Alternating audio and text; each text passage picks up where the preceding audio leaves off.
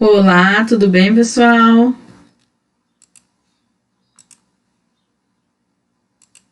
Esse é o curso de extensão Como Planejar Aulas de Artes Visuais para o Ensino Fundamental. Eu me chamo Luísa Souza e sou aluna da Licenciatura de Artes Visuais da Uninter. E esse é meu estágio de extensão do Ensino Fundamental.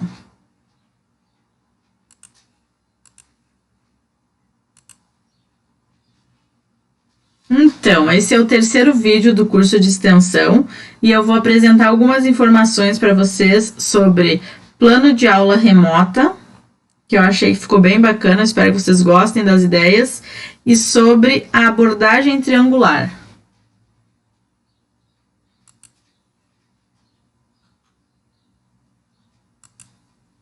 Vamos começar falando sobre plano de aula remota?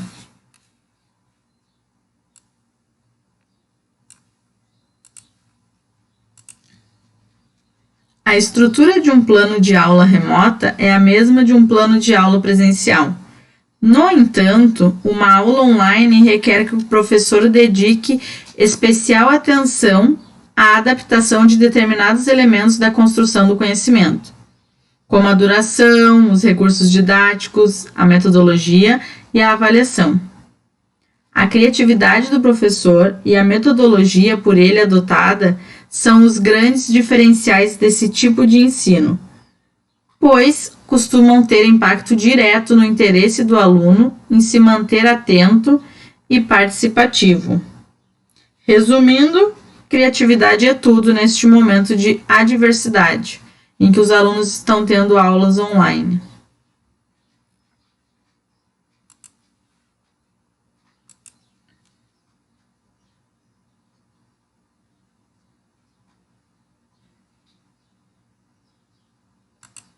Nesse vídeo, assim como no anterior, novamente eu vou pedir para você pegar suas anotações, seu papel, sua caneta e vamos fazer o passo a passo desse plano de aula remoto juntos? Primeiro, defina o tema, os objetivos e os conteúdos da aula. Tema, objetivos e conteúdos são os 3 primeiros itens de um plano de aula, é regra geral. Seja online, seja presencial na escola, não variam entre um plano de aula presencial e um plano de aula remota. O professor sempre vai ter que ter essa base sólida do tema, dos objetivos e dos conteúdos. O tema é o objeto de estudo de uma aula e deve ser escolhido pelo professor com base no plano de ensino definido para o ano letivo em questão. Aqui, como exemplo, eu escolhi texturas.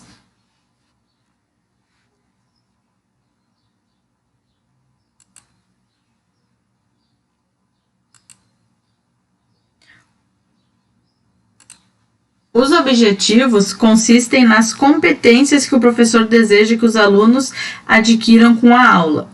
Exemplo 1, ainda na temática da textura, pessoal. Identificar diferentes texturas em obras de arte, comparar diferentes materiais explorando sensações táteis e visuais, desenvolver a imaginação e criatividade do aluno. Os conteúdos, por sua vez, estão subordinados ao tema e aos objetivos da aula. Um tema pode se desdobrar em vários conteúdos, e cada um desses conteúdos pode ter um objetivo diferente. Exemplo de conteúdos: cor, linha, formas.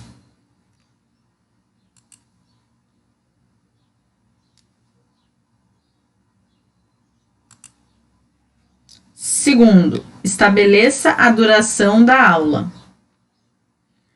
Ao estabelecer a duração da apresentação de determinado conteúdo em uma aula, o professor deve considerar diversos fatores: o ano escolar, o tempo necessário para a fixação do conteúdo por parte dos alunos e até mesmo a rede de ensino particular ou pública, são elementos que podem impactar a duração de uma aula. Nas aulas remotas, há uma necessidade extra que não se coloca nas aulas presenciais. Não convém que o professor realize aulas muito prolongadas para que os alunos não sejam obrigados a passar um tempo excessivo expostos às telas de PCs ou de dispositivos móveis ao acompanhar as aulas.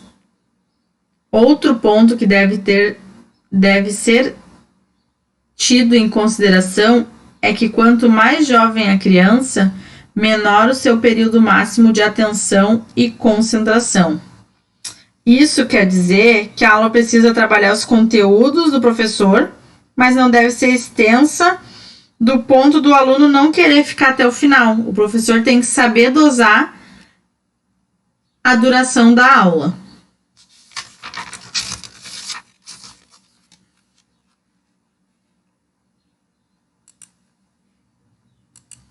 Por exemplo, uma criança de 4 anos é capaz de manter a sua atenção por cerca de 8 a 12 minutos. Já o aluno do ensino fundamental, com cerca de 8 anos, pode manter o foco de 16 a 24 minutos. Se em uma aula presencial o professor pode contar com essa questão, ao se movimentar pela sala de aula, despertando a atenção dos alunos, isso não é possível em aula remota. Enquanto regente da turma, o professor também tem autonomia para decidir se o grupo precisa de mais algum tempo para assimilar o conhecimento transmitido. Assim, vai do professor estipular a duração de cada aula. Ele pode optar, por exemplo, em destinar 2 ou 3 aulas para trabalhar determinado conteúdo.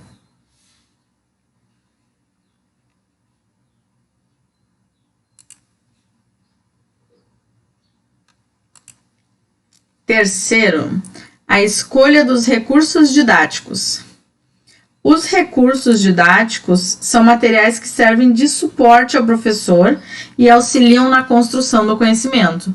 Nas aulas remotas, eles podem ser um grande aliado, especialmente no que diz respeito a estimular a motivação e a atenção dos alunos. Exemplos de recursos didáticos usados em aulas remotas: computador, com toda certeza. Celular, alguns alunos. Tablet, também. Videoaula. Tem mais, peraí.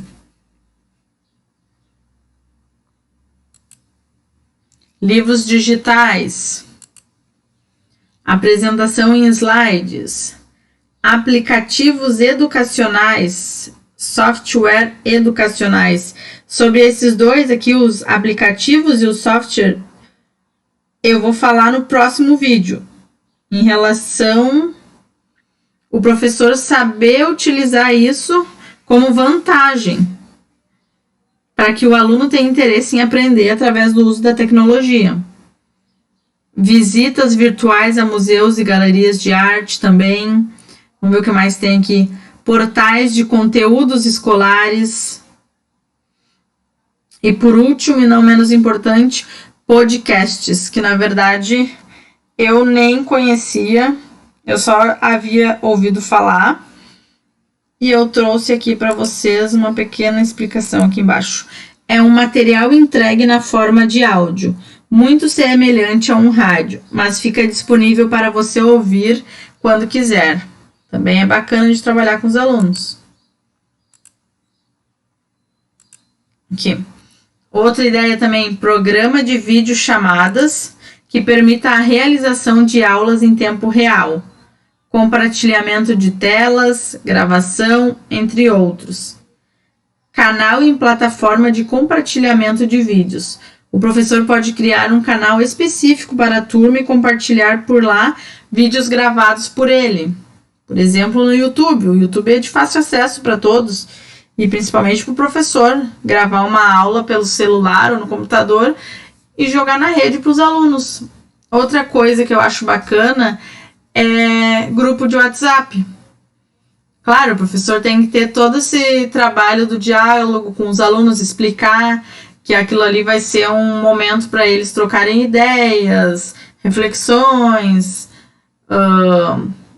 para ele postar cronograma. Mas também é uma forma do professor estar em contato com os alunos diariamente.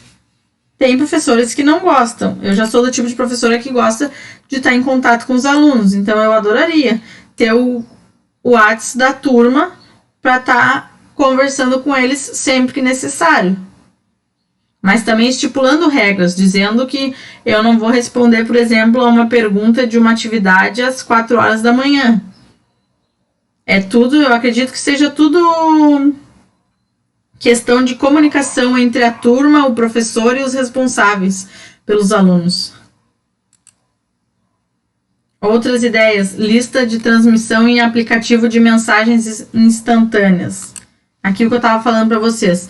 Os alunos podem ser incluídos em uma lista de distribuição, um recurso do WhatsApp que permite o envio de um mesmo conteúdo, mensagem de texto, vídeo, áudio, link, para diversos contatos de uma só vez. Página em rede social. Alguns professores optam por criar uma página dedicada a cada turma, para que assim os alunos também possam interagir. Acho bacana também isso do professor criar uma página, pode ser da turma, pode ser da escola, mas eu acho show de bola essa ideia de ter o contato do professor, dos alunos e das redes sociais. Por que eu vou ser contra uma coisa que o meu aluno está direto conectado, se eu posso usar isso para me auxiliar no meu planejamento e na minha aula, para chamar a atenção dos alunos, entendeu? Depois, defina a metodologia a ser aplicada. A metodologia utilizada na aula remota é o grande trunfo do professor. Essa etapa do plano pode ter impacto direto na motivação do aluno em se manter concentrado na aula ou pode acabar o desestimulando.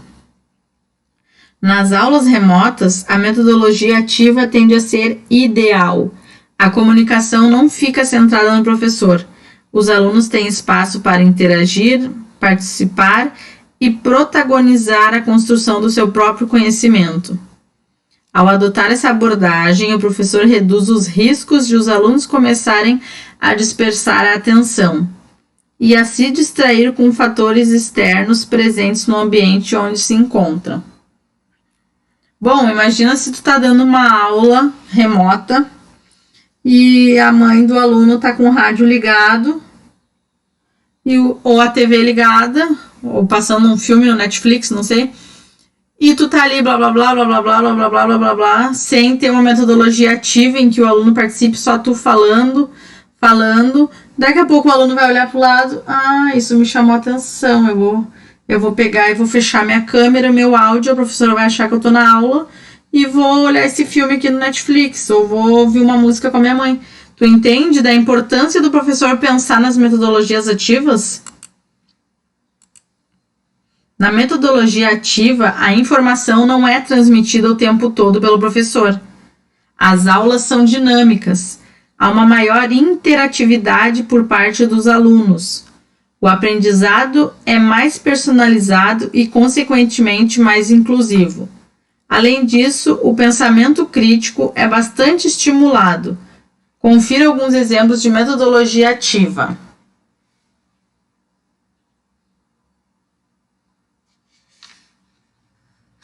Aprendizagem baseada em problemas, aprendizagem baseada em projetos, aprendizagem entre pares,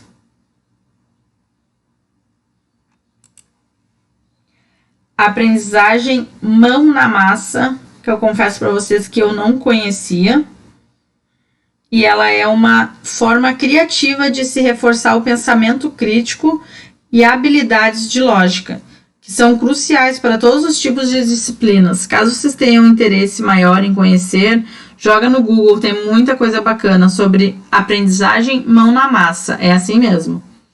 Aula dialogada, estudo de caso, estudo do meio, gamificação ou ludicidade e sala de aula invertida. Se eu não me engano, eu já tinha falado esses dois últimos aqui no primeiro vídeo, da gamificação e da sala de aula invertida.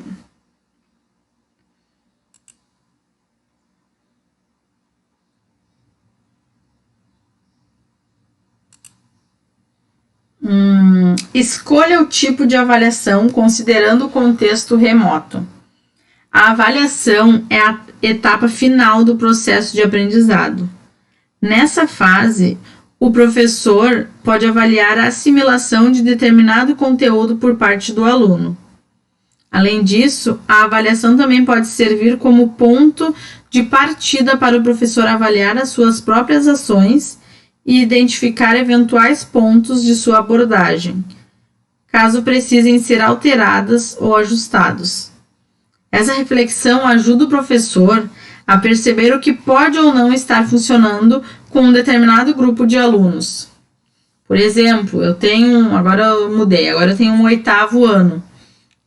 E toda semana eu estou colocando, na aula remota, eu estou colocando as atividades e o conteúdo em PDF, só que eu não estou tendo retorno. O que eu vou fazer? Eu vou continuar colocando em PDF para eles sem ter o retorno? Não, eu vou avaliar, eu vou pensar, eu vou refletir, essa abordagem com PDF não está dando certo. Eu vou fazer, em vez de mandar o PDF, eu vou fazer aula online, ao vivo. Eles não estão conseguindo vir na aula ao vivo. A maioria da turma não consegue no mesmo horário. Ok, eu vou pensar em outra estratégia. Então, essa é a ideia do professor ir percebendo o que ele precisa para cada turma, determinando se a sua abordagem está funcionando ou se ela precisa ser alterada.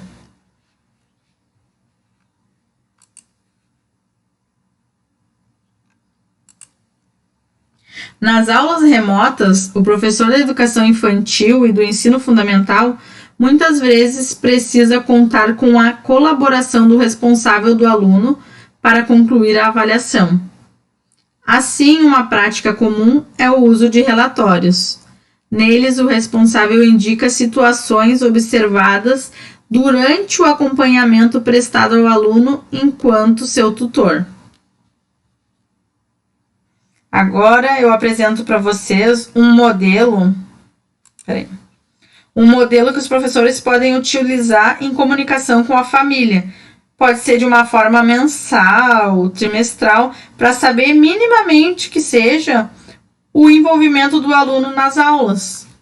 Deixa eu ver se eu consigo ampliar aqui para vocês. Eu acredito que pudesse ser enviado às famílias ou entregue também na escola, para que o professor tenha essa base de como está sendo aqui, Relatório de aula remota, daí aluno, turma, disciplina, professor, data. Daí são perguntinhas básicas e só responder com sim ou não. Demonstrou interesse ao realizar as atividades? Daí tu pede para os pais responderem sim ou não. Apresentou dificuldade na assimilação dos conteúdos? Sim ou não. Precisou de ajuda para realizar as atividades, tarefas? Sim ou não. Isso aqui é bom até para te saber a quantas anda a autonomia do aluno. Interagiu de forma proativa? Daí aqui, sim ou não, tu espera que os pais sejam sinceros. Esteve atento às explicações? Agiu de forma respeitosa com o professor e com os colegas?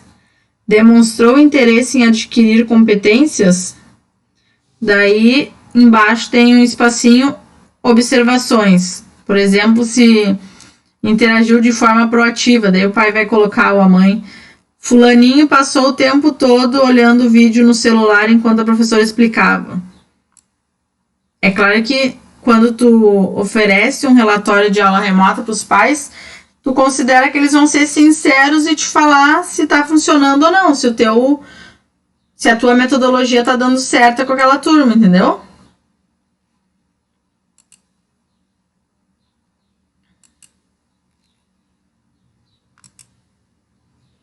E as referências que serviram de fonte para o planejamento.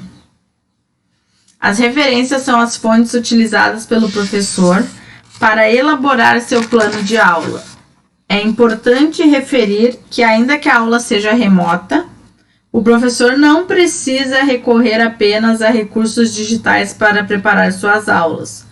Todo tipo de material que agrega valor é válido, dentre eles livros, enciclopédias e outros recursos tradicionais.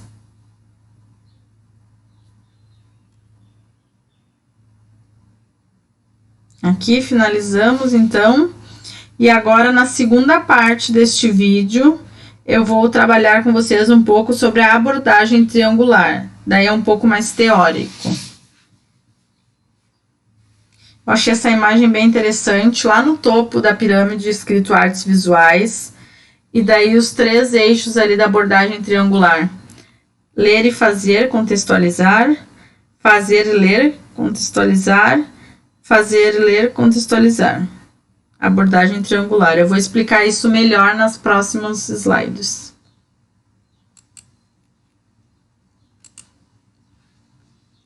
A educadora e pesquisadora Ana Mai Tavares Bastos Barbosa, ou como é mais conhecida entre nós alunos de artes visuais, Ana Mai Barbosa, preocupada com a democratização do conhecimento em artes, vinculada a uma educação descontextualizada, percebeu a relevância de conhecer o processo histórico do ensino para interferir no mesmo com consciência.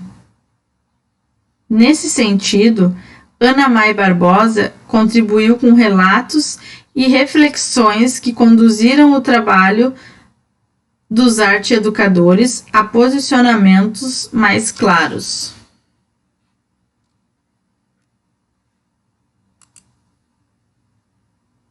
A Ana Mai, ela considera fundamental essa recuperação histórica do ensino de arte para que os alunos possam perceber a realidade pessoal e social deles e lidar com isso criticamente.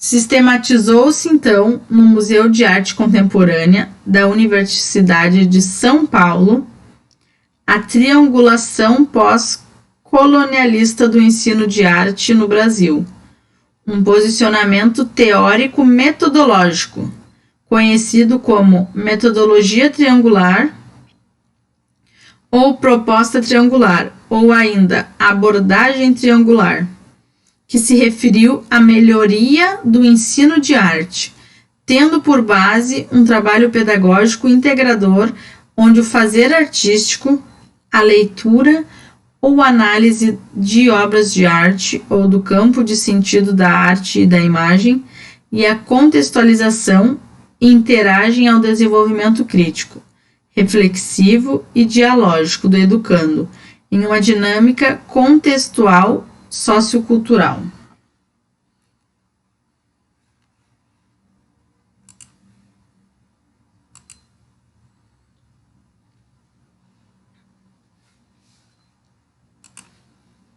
Para a educadora, aprender por meio da arte faz parte de uma educação integral, inclusive porque ajuda a desenvolver outras áreas do conhecimento, uma vez que os estudantes precisam mobilizar diversas habilidades, como a capacidade de interpretação, criatividade, imaginação e os aspectos afetivos e emocionais, além da própria inteligência racional e das habilidades motoras.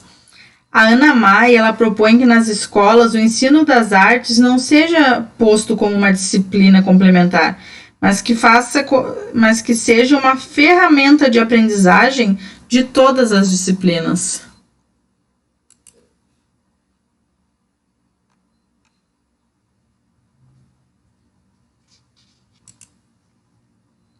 Gente, eu vou pedir só um minuto para vocês que eu vou pegar uma água, que eu tô com a garganta seca, senão não vou conseguir falar. Peraí.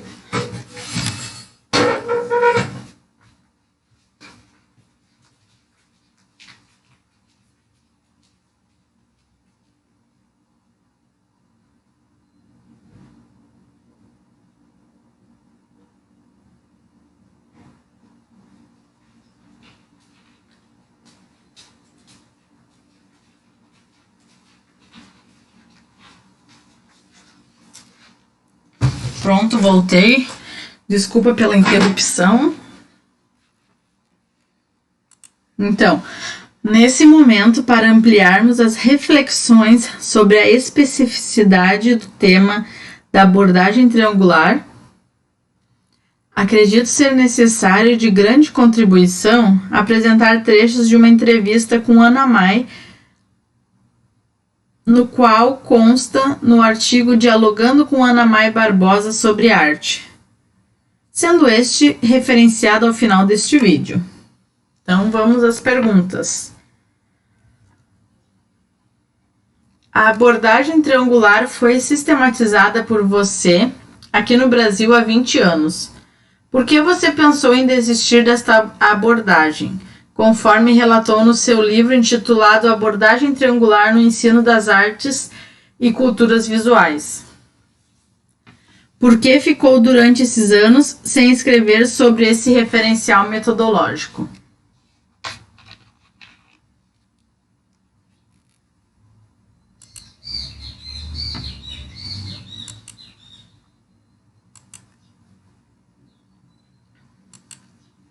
Então, a resposta da Ana May.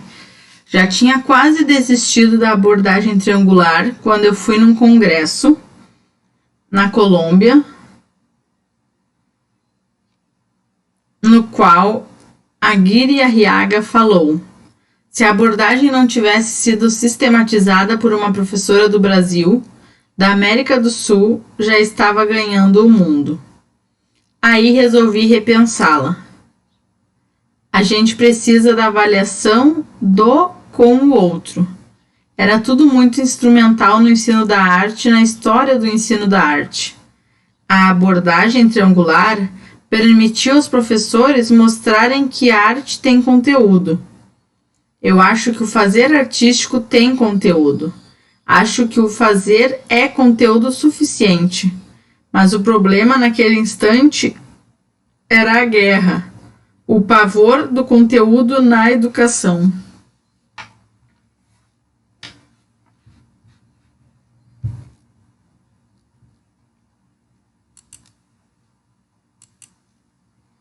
O desrespeito era total pelo ensino da arte, principalmente as visuais.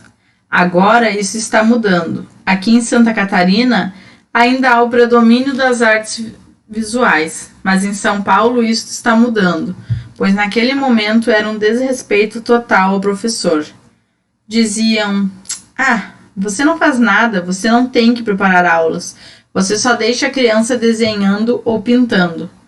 No momento que o professor foi autorizado por uma teoria a levar a imagem para a sala de aula de arte e escolher uma imagem, trabalhá-la com os alunos, ambos, professor e aluno, utilizando o verbal, conversando sobre os sentidos da imagem, buscando e atribuindo significados, aí já tem alguma coisa que os professores, principalmente que só confiam na linguagem verbal, não conheciam.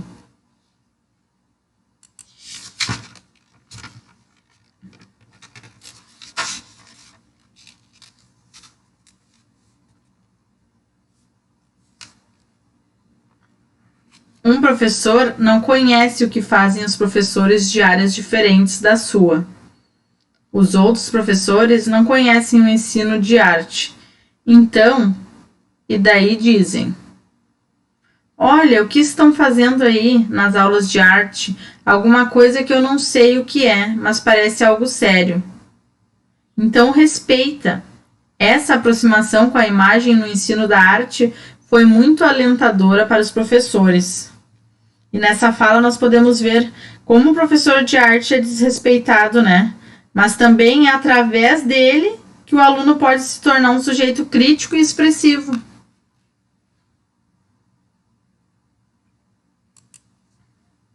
Outra pergunta.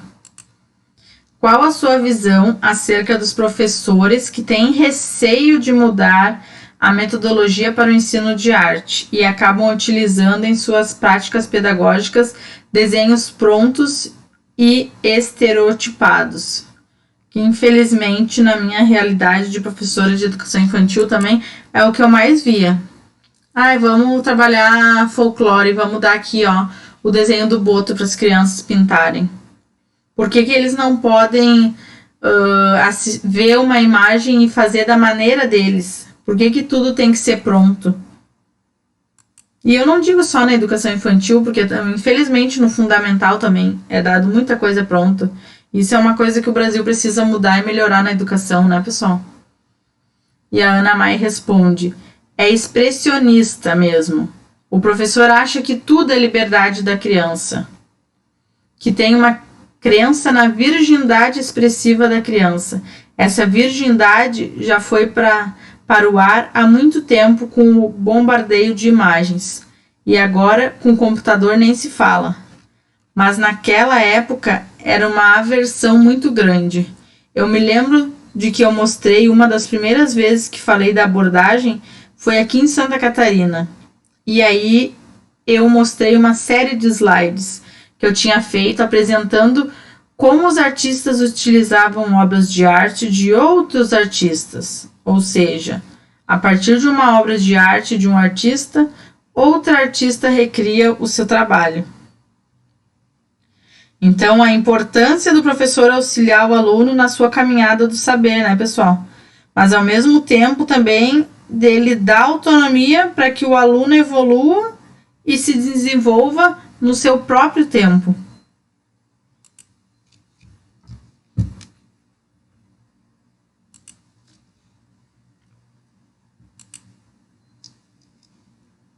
Outra pergunta. Há professores que não utilizam obras de arte ou qualquer outro tipo de imagem com crianças que estudam nos anos iniciais, pois consideram complicado realizar a leitura da imagem com os estudantes menores. O que você pensa sobre isso? Interessante de se refletir sobre, né? Ana Mai.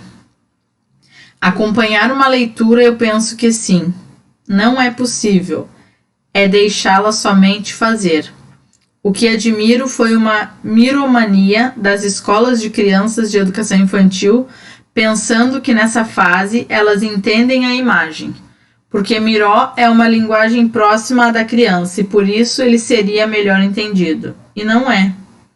Nessa fase a criança entende melhor uma obra de arte que dê para fazer múltiplas narrativas, entendeu? Que você narre, ela possa inventar uma história que venha vários elementos, várias figuras, que ela possa inventar coisas, porque a primeira fase de aquisição é a narrativa. É isso, a primeira forma de introjetar a imagem, de entender a imagem da criança.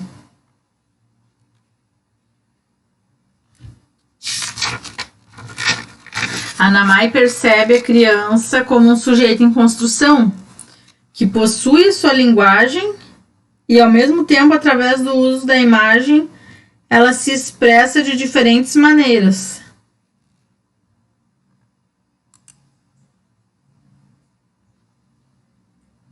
Entrevistadoras.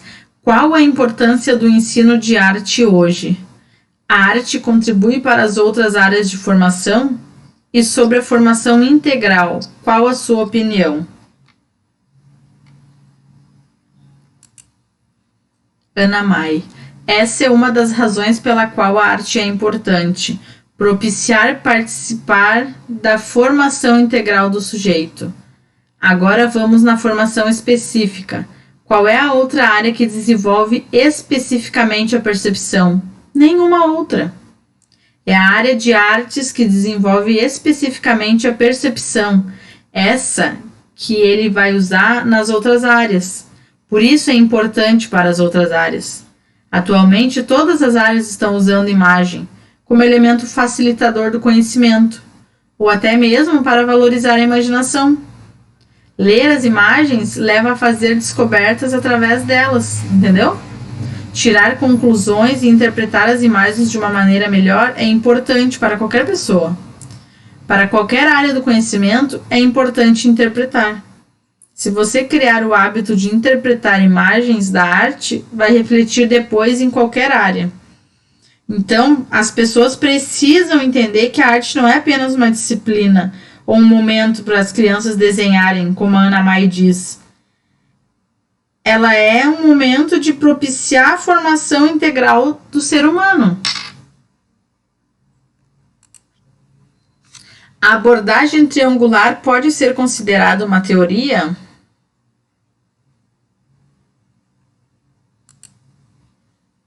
Ana Mai.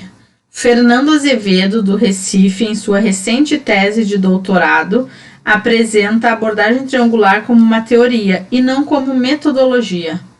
Eu sou por várias interpretações. Alguns acham que a abordagem triangular é metodologia e outros que é uma teoria. Pronto, deixa achar, porém defenda sua opinião. Eu concordo que seja teoria, mostrando filosoficamente o que é teoria. A tese que a Ana Mai fala eu trago para vocês nas minhas referências. Caso vocês tenham interesse em ler, ela é muito interessante, vale a pena.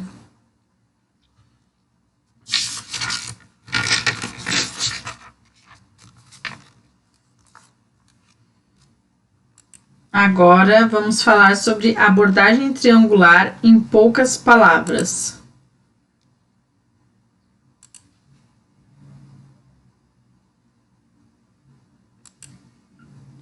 A abordagem triangular consiste na forma como se constrói o conhecimento nas artes, através da interligação dos três eixos que são experimentação. No caso, quer dizer fazer arte, fazer artístico, trabalho prático artístico consiste na estimulação à criação. Aqui baseia-se na criação da arte, não como uma cópia, mas sim trabalhando a releitura da obra a qual foi interpretado, transformando em algo novo. Essa abordagem triangular, ela desenvolve a percepção do aluno, mas também possibilita o aluno entender que a arte é um fato histórico contextualizado nas diferentes culturas.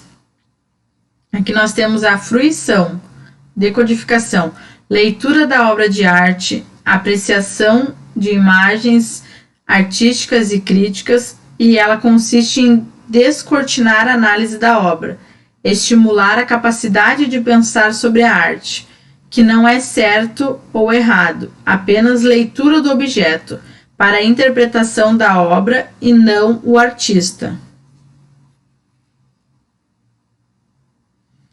Que a gente vê muitas vezes, né, os professores falarem: por que o Van Gogh pintou Noite Estrelada? O que ele queria dizer? O que tu quer interpretar que o artista fez? E a gente tem que aguçar o olhar do aluno para ele interpretar a obra em si, e não o artista, como a Ana Mai fala.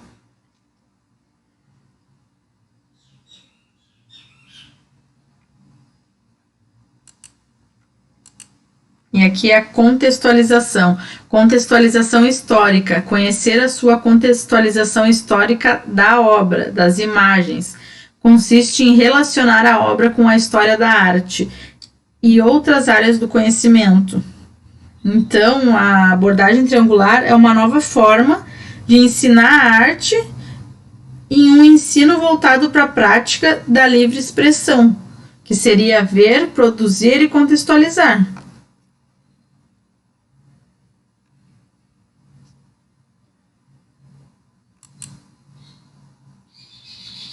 Aqui eu trago neste momento uma citação da Ana Mai para a gente refletir sobre a importância da conexão da abordagem triangular na sala de aula junto com a metodologia do professor de artes.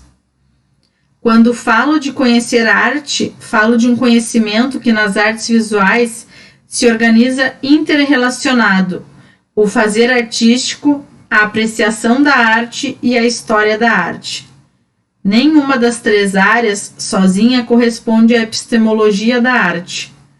O conhecimento em artes se dá na intersecção da experimentação, da decodificação e da informação. Só um fazer consciente e informado torna possível a aprendizagem em arte.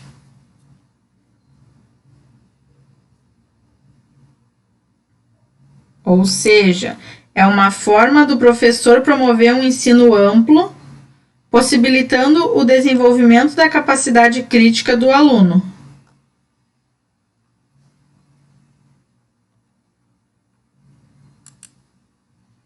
A abordagem triangular de Ana May Barbosa estimula uma nova forma de ensinar arte, ou seja, um ensino voltado para a prática da livre expressão, englobando aspectos da realidade contemporânea. Essa abordagem proposta pela arte e educação desenvolve a percepção do aluno, a criatividade e o pensamento crítico, possibilitando ao aluno entender a arte como um fato histórico, contextualizado nas diferentes culturas.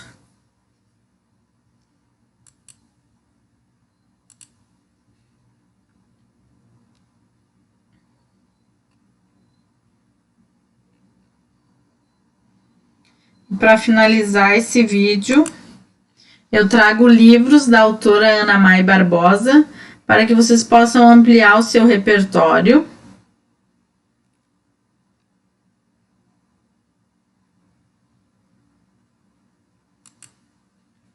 O primeiro livro se chama Abordagem Triangular, que é o nosso tema, na verdade, né, que nós estamos trabalhando, e ele fala no ensino das artes e culturas visuais.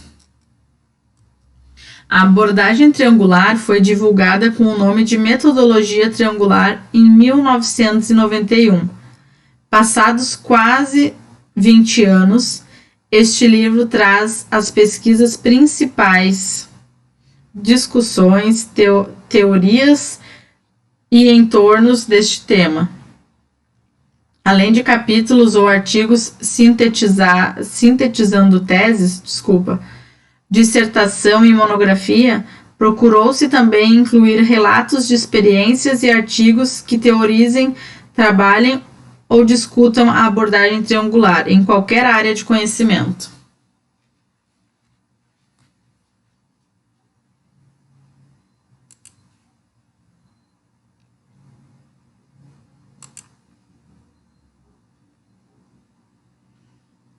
O segundo livro é A Imagem no Ensino da Arte.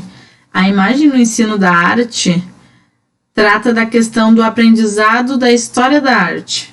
O objetivo de sua proposta era formar o critério dos espectadores, neste caso das crianças, a fim de proporcionar-lhes a compreensão dos códigos regentes, aos quais só uma elite cultural e social tinha acesso.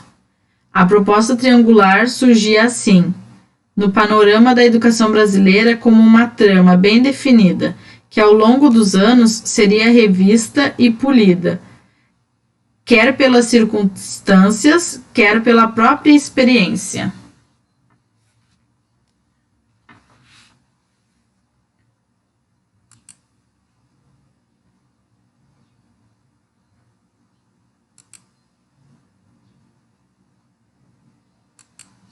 O terceiro livro é John Dewey e o Ensino da Arte no Brasil.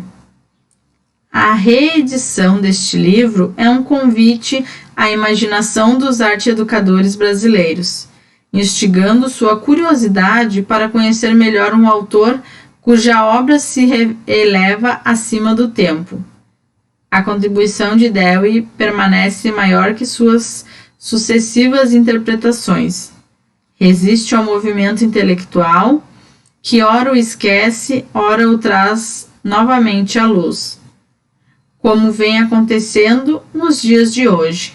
A cada nova investida se percebe que muito do que ele disse há tempo é uma antevisão de questões cruciais do presente.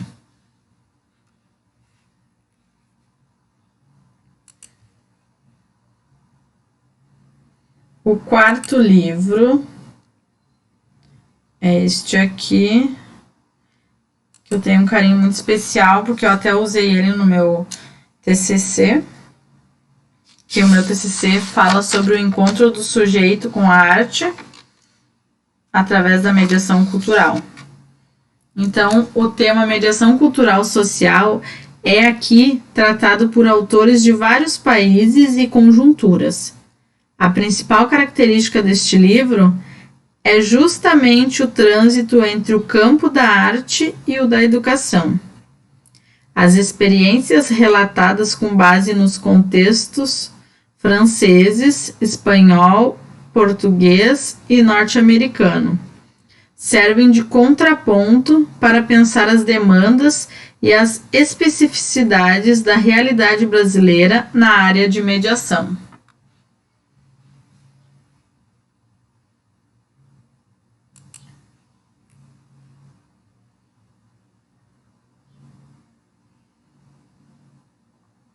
E o quinto e último livro que eu indico para vocês é este aqui, Arte, Educação, Leitura no Solo, que na verdade a Ana Maia é a organizadora.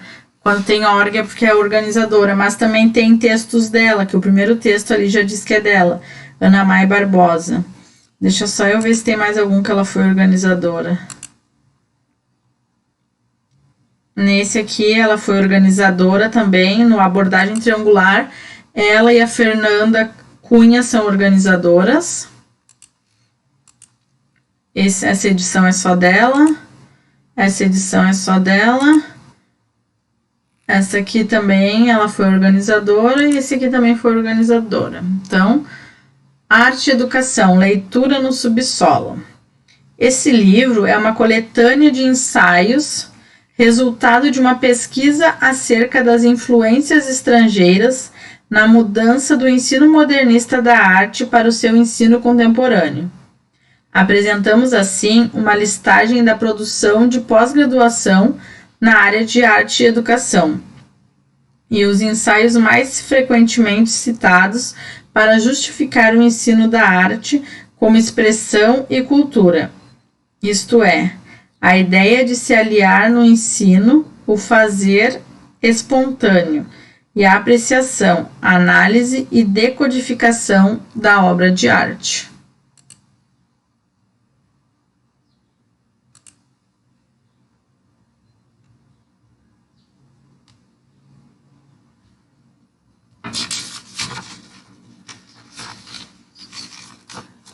Como eu já disse nos outros vídeos, caso você tenha alguma dúvida, curiosidade ou queira fazer algum elogio ou me corrigir em alguma coisa que eu falei besteira, estamos aqui para aprendermos juntos.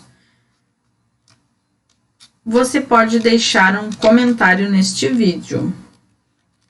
Agora eu apresento as minhas referências para vocês.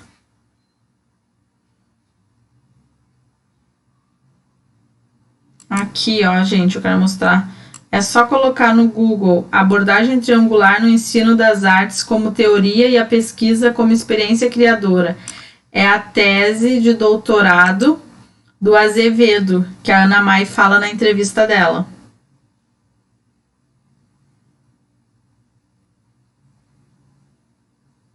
Também aqui vale a pena vocês darem uma olhadinha nesse aqui do podcast, é bem bacana a explicação, só que eu não quis ampliar muito aqui neste vídeo.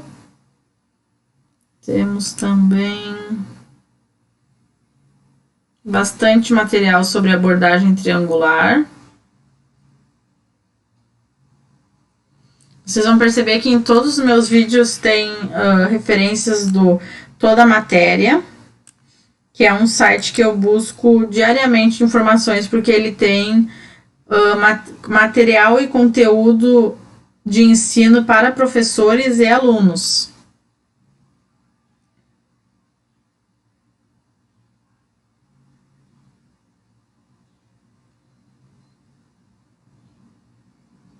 E a minha última página de referência.